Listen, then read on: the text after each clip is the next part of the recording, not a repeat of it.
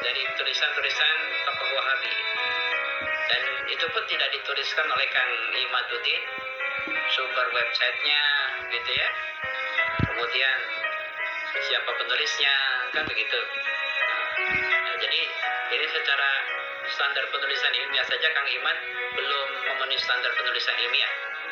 Jadi ya, kalau penulisan ilmiah itu harus jujur kan, kita ngambil dari mana sumbernya, siapa yang nulisnya gitu. Apa adanya gitu, itu baru penulisan ilmiah. Baik ya. Selanjutnya,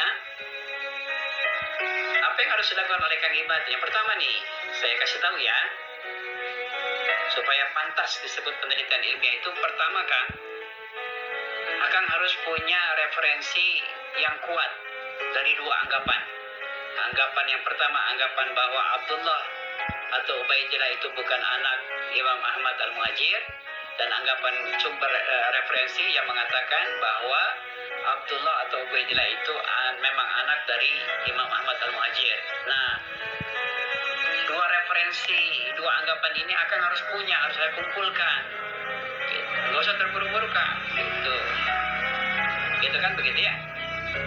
Karena penelitian itu kan biasanya itu ada yang bahkan ada yang sampai tahunan, begitu ya. Kalau memang belum terpenuhi semua standar ilmiah kan begitu kan. Itu pertama yang harus dilakukan oleh Kang Imaduddin Usman. Yang berikutnya, Akang harus mendatangi, yang kedua ya, Akang harus mendatangi lembaga-lembaga resmi yang kredibel. Jadi narkoba seluruh dunia oleh Akang harus didatangi dong, ya kan? Gitu kan, dari apa yang ada di Irak, yang ada di Mesir dan lain sebagainya, itu datangi oleh Kang Imad. Kemudian nanti kesimpulannya minta tertulis dari lembaga kredibel tersebut, narkoba tersebut gitu ya, dari seluruh dunia. Kemudian dokumentasikan baik tertulis maupun pernyataan video dalam bentuk visual gitu. Itu bagus kan. Ini tidak dilakukan oleh Kang Imad, begitu masalahnya. Yang kemudian apalagi yang harus dilakukan? Yang ketiga yang harus dilakukan oleh Kang Imaduddin Usman ini adalah Kang Imad harus mendatangi orang yang ahli di bidang sirah, di bidang sejarah, dan orang yang ahli di bidang ilmu nasab. Karena menurut saya Kang Imad memang bukan ahli di bidang sirah dan juga bukan ahli di bidang ilmu nasab. Gitu. Jadi akan wajib kalau ingin memenuhi standar ilmiah mendatangi orang yang ahli di bidang sirah dan ahli di bidang nasab, gitu ya. Nah, kemudian akan dokumentasikan bagaimana pendapat mereka, gitu ya, baik tertulis maupun tadi visual, video kan Kang, zaman sekarang, ya kan? Itu yang ketiga kan. Yang keempat, apalagi yang harus dilakukan oleh Kang Imad nih, ya.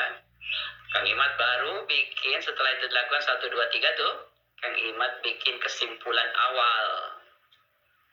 Baru itu Kang, kesimpulan awal ini pun baru kesimpulan awal Kang, belum kesimpulan final gitu. Baru kesimpulan awal setelah Kang melakukan 1, 2, 3 yang tadi saya sampaikan. Nah, kesimpulan awal inilah diuji di depan para ahli. Disitulah Kang Imad mempertanggungjawabkan dan mempertahankan kesimpulan awal Akang di depan para ahli. Itu. Nah, ini keren ini kalau begini, ya kan? Nah, ini kan tidak dilakukan. 1, 2, 3, 4 tidak dilakukan. Jadi jauh dari standar ilmiah Kang. Apunten ya Kang, artinya rios apa adanya gitu.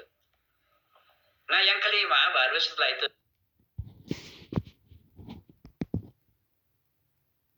1, 2, 3, 4 baru akan membuat kesimpulan akhir, kesimpulan final, gitu kan? Orang S1 aja nyusun skripsi sidang kan, di depan dosen penguji. S2 pun gitu, tesisnya bolak-balik tuh, harus ada pembimbingnya. Aku harusnya punya pembimbing tuh, yang ahli di bidang ilmu sirah, ahli di bidang ilmu nasab. Nah, itu baru kan gitu. Jadi kalau ada kekeliruan kita oleh dia dikasih masukan Kang, itu baru diuji di sidang di depan orang yang ahli di bidang ilmu sirah, sejarah, dan ilmu nasab gitu.